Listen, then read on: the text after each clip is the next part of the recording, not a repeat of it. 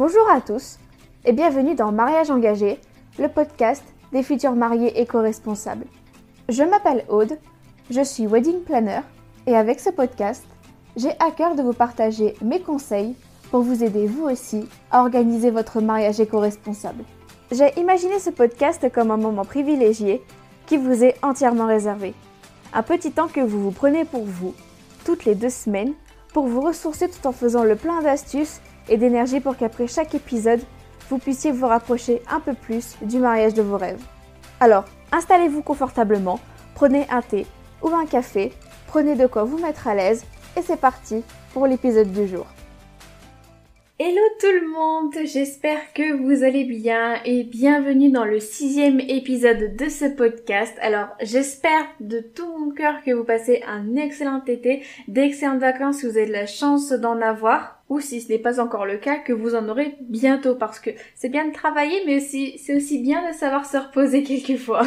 Et avant de débuter ce nouvel épisode qui sera dédié, comme vous avez pu le voir, au faire part de mariage, j'ai eu envie de vous faire part d'une petite annonce, une petite nouveauté et qui est destinée aux futurs mariés ou peut-être anciennes futures mariées qui m'écoutent. Alors comme vous le savez déjà avec ce podcast, j'ai non seulement envie de vous partager du contenu mais aussi de laisser la parole à des prestataires de mariage éco-responsables qui vont venir vous expliquer leur métier, que vous puissiez rencontrer aussi une nouvelle personne et d'un autre côté aussi obtenir plus de conseils de professionnels pour organiser votre mariage éco-responsable, mais j'ai aussi envie de laisser la parole aux futurs mariés, donc qui organisent un mariage éco-responsable, qui ont organisé un mariage éco-responsable, pour venir témoigner au micro de mon podcast et partager leur expérience, leurs conseils, leurs joies, leurs coups de gueule, etc., etc.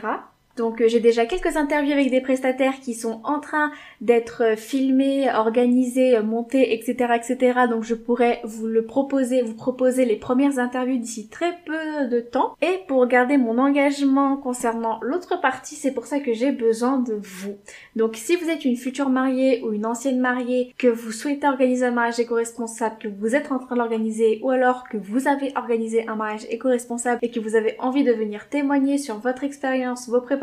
votre mariage pour inspirer les futurs mariés qui nous écoutent et leur donner quelques conseils. Surtout, n'hésitez pas. Je vous recevrai sur le podcast avec un grand plaisir pour parler de votre mariage. Donc, si cela vous intéresse, je vous laisse mon adresse mail dans la description. N'hésitez surtout pas à prendre contact avec moi si cela vous intéresse, si vous avez envie d'en savoir plus et de faire en sorte que cette collaboration se fasse. Et nous pourrons organiser tout ça tranquillement. Et maintenant que l'annonce du jour est faite, nous pourrons passer au cœur de l'épisode, à savoir le faire-part de mariage, comment bien réussir ces faire-part de mariage. Alors ce qu'il faut savoir, c'est que à la base c'est un épisode que je souhaitais faire uniquement sur le contenu d'un faire-part de mariage, donc qu'est-ce qu'il faut mettre comme information, etc., etc. Mais je me suis dit que c'était quand même trop court, très court, donc j'en ai profité pour étendre le sujet et faire un épisode dédié au faire-part de mariage en entier. Donc dans cet épisode, nous allons d'abord aborder qu'est-ce qu'un faire-part de mariage, comment créer son faire-part, quelles sont les possibilités qui s'offrent à vous, quel est le format que vous pouvez choisir. Ensuite, je vais vous donner quelques conseils pour bien créer son faire-part de mariage. Et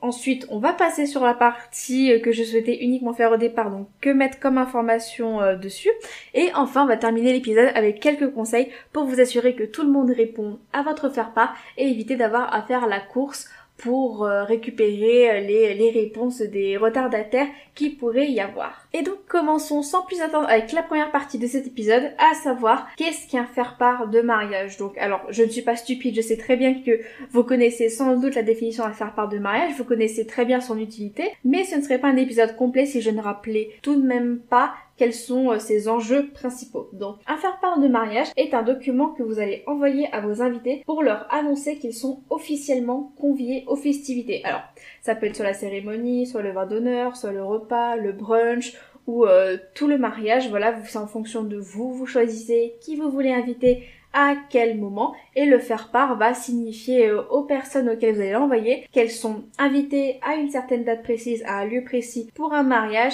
et leur indiquer quelles sont les festivités auxquelles ils pourront prendre part. C'est donc dans ce faire-part que vous allez inscrire toutes les informations nécessaires pour que vos invités puissent s'organiser et se rendre sur le lieu de votre mariage sans aucun problème. Et donc, puisque vous leur envoyez un document leur demandant s'ils seront présents ou non, la toute logique est, comme nous allons en parler un petit peu plus tard, qu'ils vous envoient leur réponse, à savoir si oui ou non ils viennent à votre mariage. Bon, je m'étends un peu sur le sujet, mais vous pouvez aussi, vous avez la possibilité de prévenir vos invités, de leur dire que si jamais ils ont des informations particulières à vous faire remonter et qui pourront vous aider à mieux organiser votre jour J, le mariage, en fonction des contraintes des différentes personnes, vous pouvez leur signaler qu'ils vous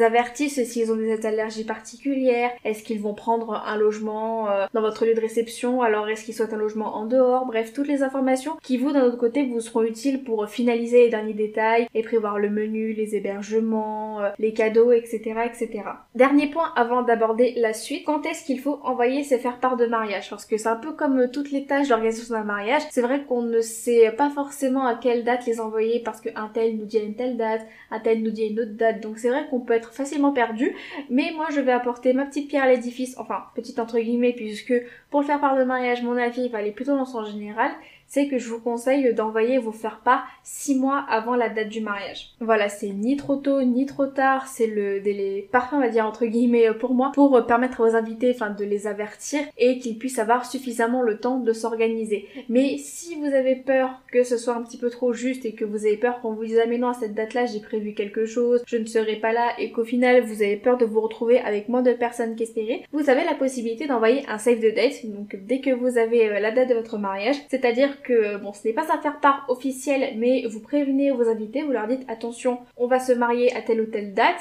et vous leur dites en gros, grosso modo, que vous aimeriez bien qu'ils soient là, et donc qu'ils réservent d'avance cette journée pour pouvoir se rendre à votre mariage et qu'ils auront les confirmations lorsque vous enverrez les faire-part. Voilà, c'est aussi une solution que vous pouvez privilégier si vous avez envie de limiter au maximum les possibles faux bons, les désistements, etc. Puisque normalement, en un an, on a suffisamment le temps, donc si vous envoyez vos save the date un an avant le mariage, vous avez suffisamment le temps de vous organiser et faire en sorte de bloquer une date et que rien d'autre ne s'ajoute par-dessus. Et maintenant, vous allez me dire, mais du coup, comment est-ce qu'on crée un faire-part? Quelles sont les différentes possibilités qui s'offrent à nous pour créer notre faire-part? Donc moi je vois deux solutions principales. Donc soit vous déléguez à une personne externe, donc un prestataire de carterie ou autre qui est spécialisé ou non dans la création de faire-part de mariage, mais qui en tout cas propose ses services, et vous allez déléguer à cette personne la création, c'est-à-dire que c'est cette personne qui va créer vos faire-part de mariage, donc en fonction de vos besoins et de vos envies bien sûr,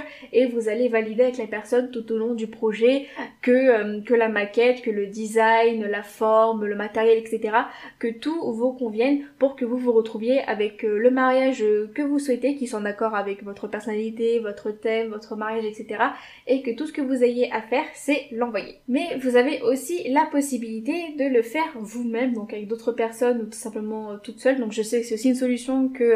beaucoup de mariés apprécient, donc de faire leur faire par eux-mêmes. Donc au lieu de passer par une personne externe, vous allez tout créer vous-même, vous allez créer le design, vous allez fabriquer, vous allez imprimer, écrire les informations, etc. Bref, ce sera vous qui l'aurez fait à 100%. Donc je ne vous cache pas que c'est un peu comme tout, quand on fait du DIY, ça peut prendre du temps, surtout si on n'est pas à l'aise avec le support de base en général. Mais si vous avez le temps et que vous avez surtout la motivation de le faire, parce que j'imagine que si vous avez 100 faire-part de mariage à faire à la main, ça peut être long et épuisant, donc autant que vous soyez motivé et que vous entouriez surtout d'une équipe de choc pour vous aider à tout faire.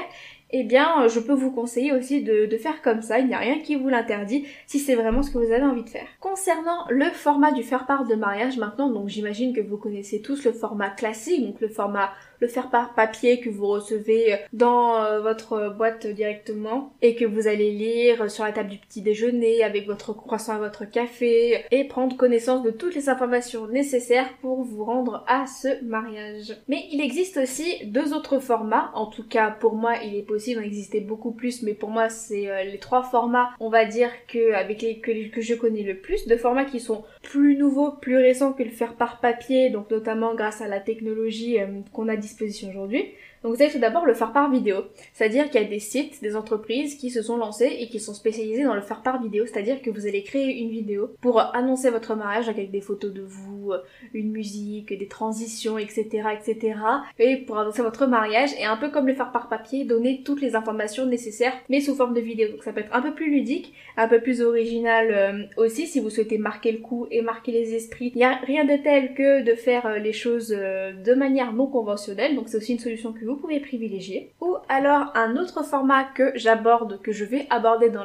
un prochain article de blog, donc qui sera disponible sur le blog lorsque le site réouvrira ses portes, ce qui ne devrait plus trop tarder à l'heure où vous allez écouter cet épisode. Mais vous pouvez créer un site de mariage qui va compiler toutes les informations, encore une fois, l'utilité du faire-part,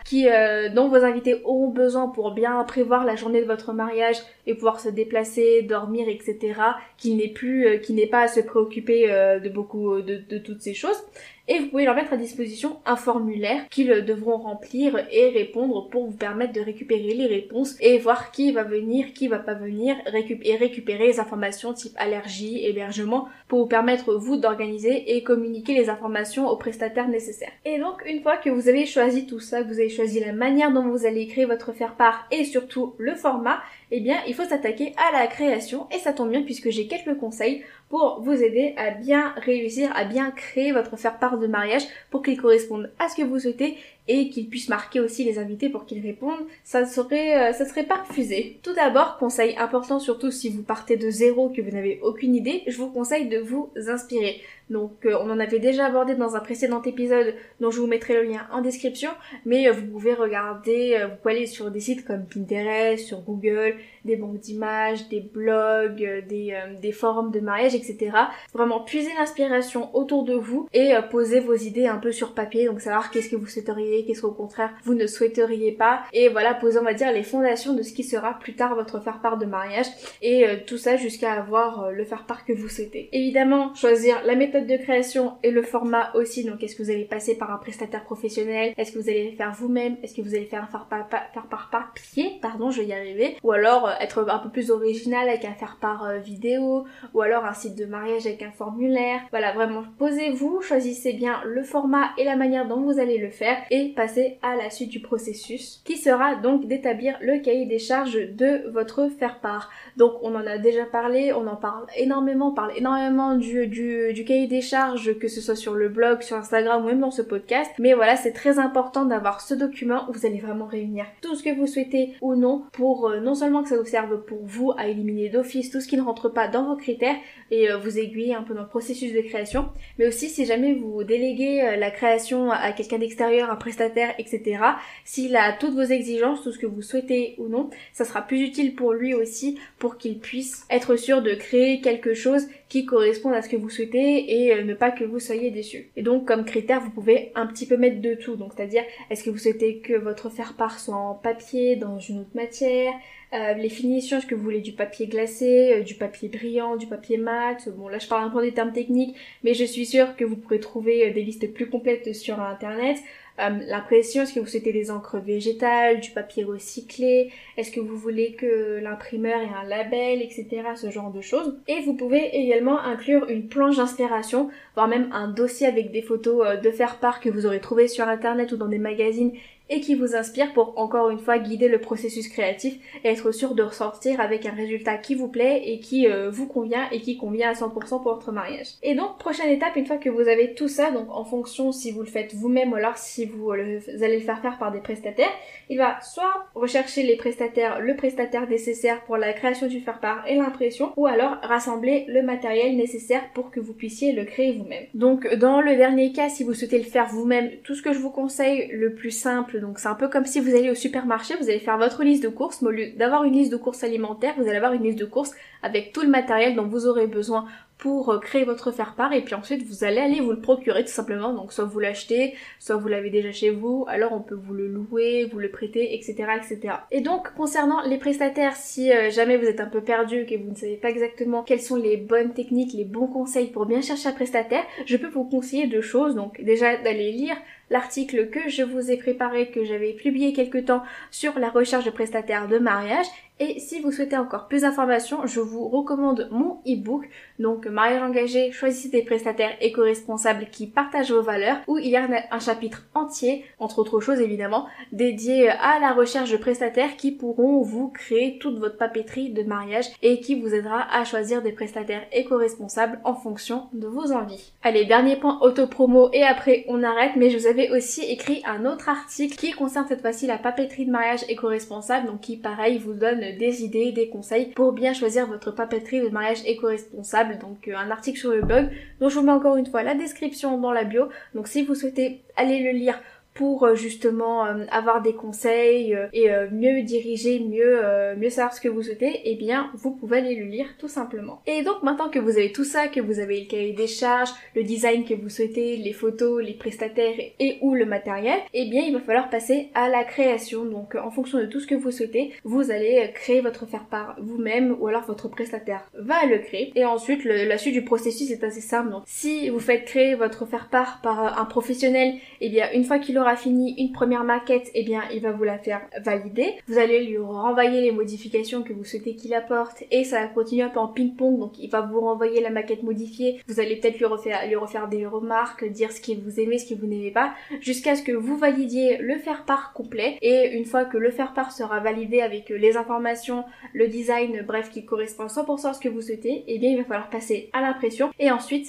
à l'envoi. Vous allez l'envoyer à vos invités. Et c'est à peu près la même chose si vous faites le faire par vous-même. Donc vous allez le créer, peut-être que vous allez souhaiter peut-être faire valider les idées par quelques personnes, donc votre conjoint ou peut-être vos témoins, vos demoiselles d'honneur pour ne pas non plus spoiler la surprise à trop de monde. Et vous allez apporter les modifications nécessaires jusqu'à ce qu'il vous plaise. Et encore une fois, après vous allez vous occuper de soit l'imprimer ou alors de le refaire à la main pour toutes les personnes que vous allez inviter et ensuite envoyer pour que vos invités le trouvent dans leur petite boîte aux lettres. Et bah tiens, justement, petite transition, à savoir, je vous l'avais promis en début d'épisode, maintenant on va s'y atteler, à savoir qu'est-ce qu'il faut mettre comme information dans un faire-part de mariage, parce qu'encore une fois, ça peut être un sujet compliqué dans le sens où on se dit, bon ok, on a juste peut-être besoin de mettre la date et le lieu pour être sûr que tout se passe bien, mais en réalité, il y a un peu plus d'informations que vous pouvez mettre, que vous pouvez consigner pour vraiment être sûr d'avoir toutes les informations nécessaires que vos invités aient toutes les informations et qu'ils aient aussi en leur main toutes les informations qu'ils pourront vous faire remonter et que vous puissiez continuer d'organiser votre mariage dans les meilleures conditions possibles. Donc évidemment, premier point, le plus évident, mais vous n'allez pas inviter les gens à un mariage si vous ne leur communiquez pas au moins la date et le lieu, pour qu'ils puissent savoir exactement quand est-ce qu'ils doivent bloquer leur journée pour venir à votre mariage et comment ils doivent s'organiser en termes de déplacement. Donc est-ce que c'est loin? Est-ce qu'ils devront prendre une journée en supplémentaire pour faire l'aller-retour? Est-ce qu'ils peuvent faire ça en voiture, en train, en avion, etc. Bref, qu'ils puissent s'organiser. Donc leur signifier aussi s'ils sont invités, que ce soit au vin d'honneur, au dîner ou à tout autre si vous souhaitez les inviter à différents moments. Donc à ce moment-là, vous pouvez leur préciser. Et si c'est le cas, si vous souhaitez les inviter à certains moments de votre mariage, mais pas tous, vous pouvez leur mettre le planning succinct. Donc pas obligé de tout détailler comme vous le ferez pour le jour J, mais vous pouvez mettre l'heure de la ou des cérémonies, l'heure du vin d'honneur ou l'heure du dîner, pour que ça fasse aussi un peu un petit signal. Et bien le vin d'honneur durera de telle heure à telle heure,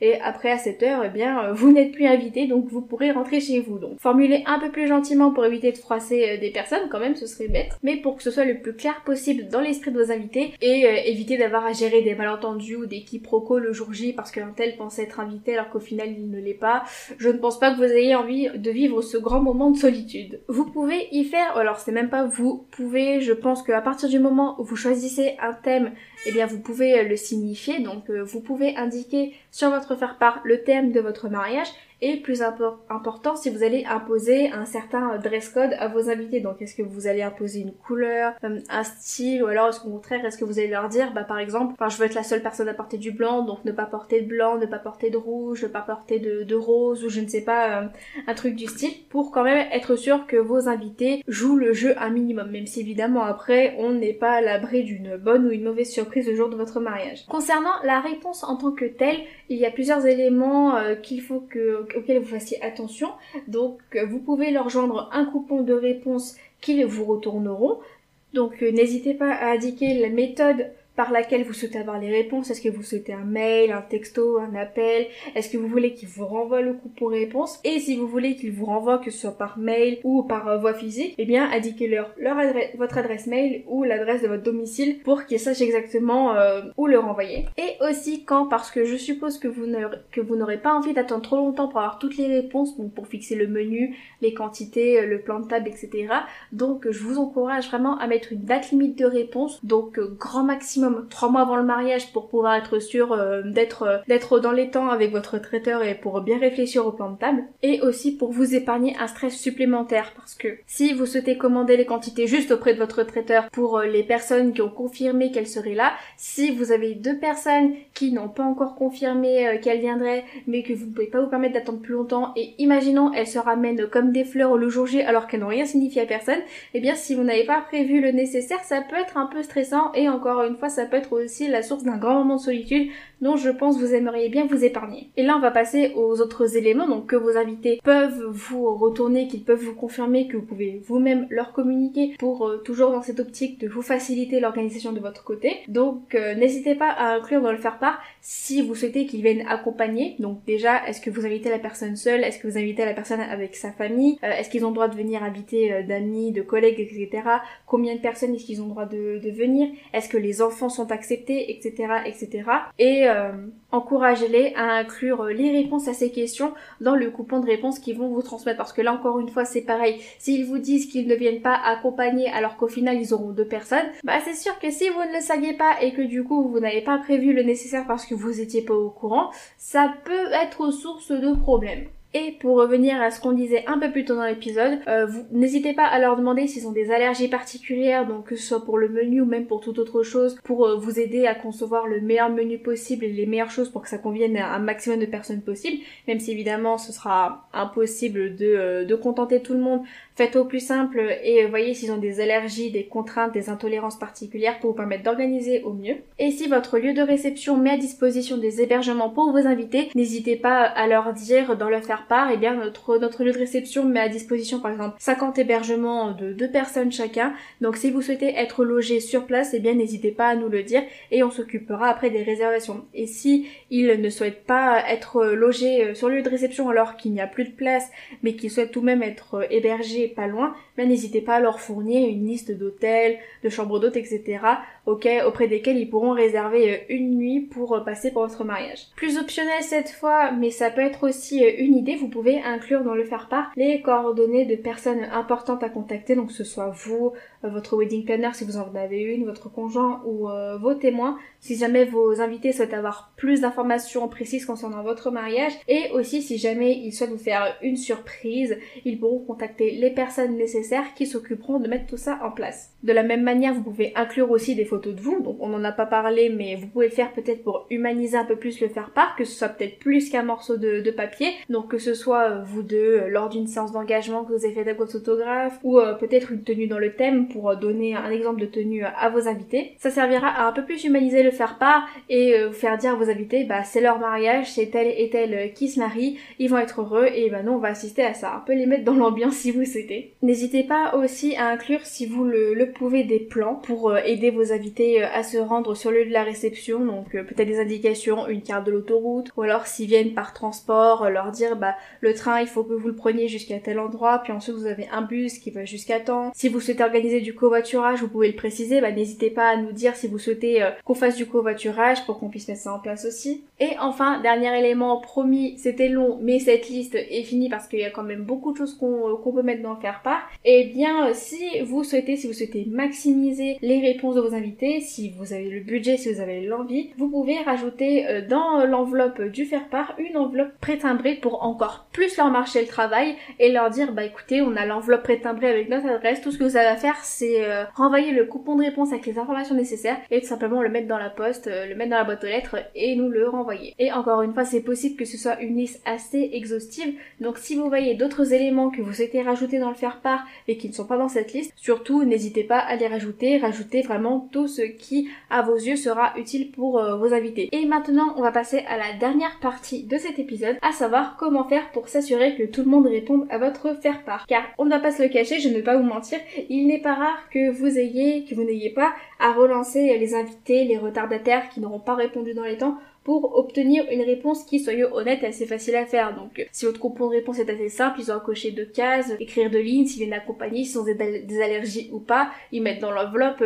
et c'est parti. Mais on ne sait pas pourquoi, bon il y en a qui oublient, il y en a qui n'ont peut-être pas reçu ou d'autres qui n'ont tout simplement pas envie de répondre, et bien ce qui peut faire que vous vous retrouvez avec un certain nombre de réponses que vous allez devoir aller chercher par coup de téléphone et de mail, alors que, soyons honnêtes aussi 2 secondes, vous avez probablement envie de faire autre chose que passer toute la journée à faire la police. Et puis aussi, c'est pas parce que le faire-part est joli, qu'il est bien designé, que l'écriture est belle, que ça va plus donner à vos invités l'envie de répondre. Donc pour cela, vous pouvez mettre en place quelques stratégies pour vous éviter d'avoir à passer trop de temps à relancer les retardataires et être sûr d'avoir rapidement la liste complète de ceux qui viennent et au contraire de ceux qui ne viennent pas. Donc tout d'abord, ce que vous pouvez faire si vous constatez qu'il y a des réponses qui ne sont pas encore arrivées 1 ou 2 jours après la date limite de réponse, vous pouvez envoyer un petit message à ces personnes, donc pas pour les agresser ni rien, mais juste pour leur dire coucou, on t'avait envoyé un faire-part pour notre mariage il y a temps, la date limite de réponse était il y a 2 jours, et vu que nous avons vu que nous n'avions pas encore eu ta réponse, nous sommes inquiétés, nous souhaitions savoir si déjà tu l'avais bien reçu, si tu avais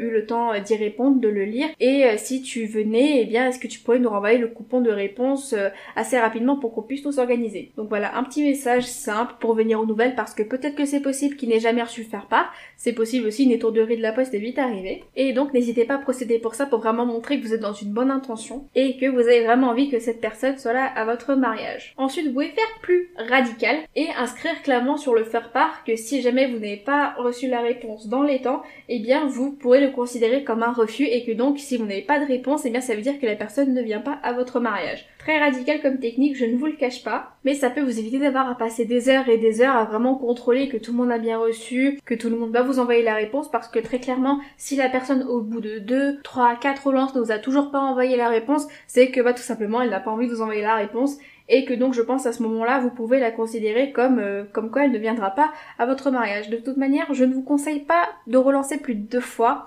donc pour justement avoir évité de passer trop de temps à relancer alors que vous avez clairement autre chose à faire. Plus le mariage se rapproche, plus vous avez de choses à faire. Donc envoyez un premier message gentil, peut-être commencer à vous impatienter un peu plus la 2e fois, donner une autre date limite, et si vraiment à cette date butoir vous êtes censé avoir toutes les réponses et vous ne les avez pas, eh bien prenez les mesures nécessaires. Un autre conseil qui pourrait vous être utile, c'est peut-être mettre 2 dates butoirs, donc une date limite que vous mettrez sur le faire-part et une date que vous réservez pour les retardataires, parce que si jamais vous mettez vraiment la date limite où vous devez avoir les réponses par rapport au traiteur, au plantable, etc., le risque c'est s'il y a des personnes qui vous répondent après, ce qui est souvent le cas aussi, vous n'ayez tout simplement plus la possibilité de les inclure par rapport aux commandes de nourriture, etc., etc. Donc n'hésitez pas peut-être à prendre de l'avance, peut-être mettre 1 mois avant la deadline limite, et voilà, dire aux retardataires, écoutez, je vous laisse un peu de temps supplémentaire pour répondre, mais j'ai vraiment besoin de vos réponses à telle date, après je ne pourrai plus rien changer, et donc si vous m'avez pas répondu, je considérerais ça comme un refus, et je ne pourrai plus vous rajouter, donc vous ne pourrez pas venir au mariage, sinon il n'y aura rien pour vous, tout simplement. Donc, encore une fois, tournant des termes un peu plus polis,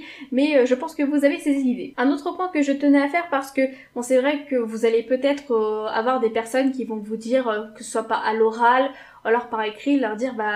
oui, mais je viens à ton mariage, je n'ai pas besoin de te renvoyer le faire-part parce que je pensais que c'était évident. Alors, je tiens encore une fois à le préciser, mais si vous avez lu les précédents articles de blog, vous savez que c'est très important que l'écrit est toujours plus engageant de l'oral, parce que c'est facile de dire oui et au final ne pas tenir sa parole et vous n'avez rien pour le prouver, et si vraiment la personne en face de vous est de mauvaise foi, elle peut facilement s'en dégager et vous accuser de ne pas l'avoir prévenu et ainsi mettre tout le tort sur votre dos, alors que techniquement vous avez juste fait votre travail. Donc voilà, encouragez bien vos invités à bien répondre à votre faire-part, car pour vous c'est important d'avoir les réponses écrites, car c'est toujours plus solide pour vous organiser que l'oral. Et puis surtout parce que non, c'est pas forcément évident de savoir qui vient ou non. Enfin, je veux dire, on n'a pas une boule de cristal, on n'est pas Madame Irma, on sait pas juste parce que c'est notre meilleure amie qu'on connaît depuis le collège, que ça fait 15 ans et tout, que ça veut forcément le dire qu'elle va venir le jour de notre mariage. Donc encouragez-les à faire ce petit effort. Si vraiment vous l'avez facilité le travail, ils n'auront pas grand temps à passer dessus, donc c'est vraiment un truc qu'ils font vite fait et qu'ils vous renvoient, et vous après ça vous sauve énormément de temps. Moi aussi j'avais vu une idée qui était passée sur quelques blogs de mariage, qui je me dis que ça pourrait être sympa, serait peut-être de lancer un concours. Donc voilà, si vous renvoyez le faire-part, vous rentrez pour un concours, si vous envoyez une photo ou je ne sais pas comment vous le formulez, mais voilà, vous pouvez lancer un petit concours et avec la deadline pour être sûr d'avoir toutes les réponses en même temps, donc genre de votre faire-part et quelque chose, une photo drôle, etc. Et le gagnant aura le droit à un petit cadeau que vous lui remettrez le jour de votre mariage. Donc petite idée peut-être pour motiver un peu les troupes, donc c'est pour ça que je vous la partage aussi. Et puis dernier conseil, surtout à un moment, n'hésitez pas à être cash, parce que bon, je vous le conseille et je comprends que vous souhaitez aussi peut-être prendre un peu des gants, ne pas brusquer les invités, parce qu'il y a peut-être des raisons contraignantes qui font qu'ils n'ont pas renvoyé le faire-part, mais à un moment vous ne pouvez pas non plus vous permettre d'attendre 10 000 ans d'avoir une réponse. Très clairement avec toutes les commandes que vous allez passer, donc je parle beaucoup de nourriture, mais il y a aussi par rapport au numéro de place, aux cadeaux d'invités et à tous les éléments, les boissons, ça vous pouvez pas vous permettre d'attendre la veille pour le lendemain d'avoir une réponse à votre faire-part, savoir qui vient pas à votre mariage. Donc si à un moment vous sentez que vous êtes un peu excédé, essayez quand même de rester calme, voilà, ça ne vaudrait pas le coup de s'énerver juste pour ça. Mais voilà, n'hésitez pas à dire aussi, à mettre les points sur les i, à vraiment faire un point, à dire écoute, je t'ai laissé du temps pour répondre à mon faire-part, tu m'as pas répondu à la date limite, je peux comprendre qu'il y ait des choses qui t'ont empêché de répondre à temps,